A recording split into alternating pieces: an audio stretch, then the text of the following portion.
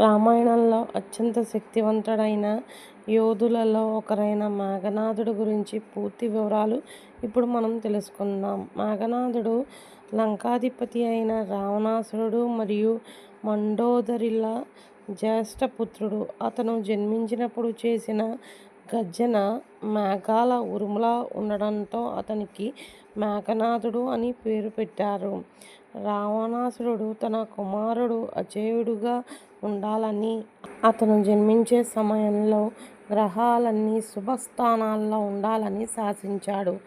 దేవలోకంపై రావణాసురుడు దాడి చేస్తున్నప్పుడు మేఘనాథుడు సాక్షాత్తు దేవేంద్రుణ్ణి ఓడించి లంకకు బందీగా తీసుకువచ్చాడు. ఈ అసాధారణమైన విజయానికి మెచ్చిన బ్రహ్మదేవుడు అతనికి ఇంద్రజిత్ అనే బిరుదును ఇచ్చాడు.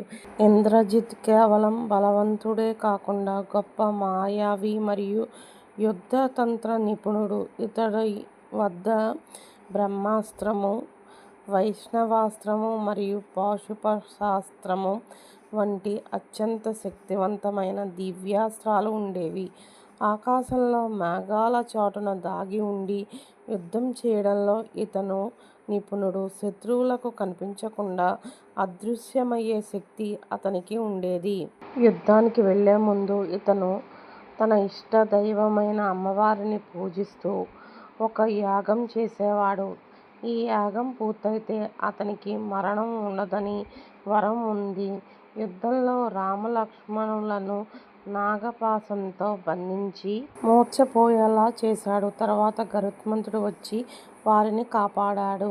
ఒక దశలో హనుమంతుని సైతం బంధించడానికి బ్రహ్మాస్త్రాన్ని ఉపయోగించాడు. హనుమంతుడు మరియు వానర సైన్యం చూస్తుండగానే మాయాసీతను సృష్టించి ఆమెను చంపి వారిని మానసిక వేదనకు గురిచేశాడు.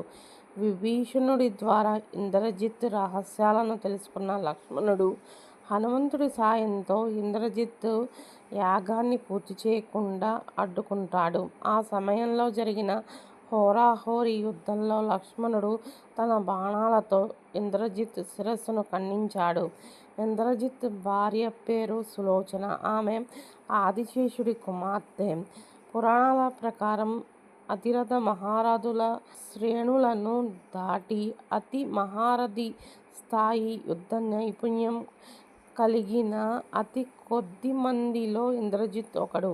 ఇంద్రజిత్ పాత్ర శక్తికి, పరాక్రమానికి మరియు పితృభక్తికి నిదర్శనంగా నిలుస్తుంది. కానీ అధర్మం పక్షాన నిలబడడం వల్ల అంతిమంగా ఓటమిని చవిచూశాడు.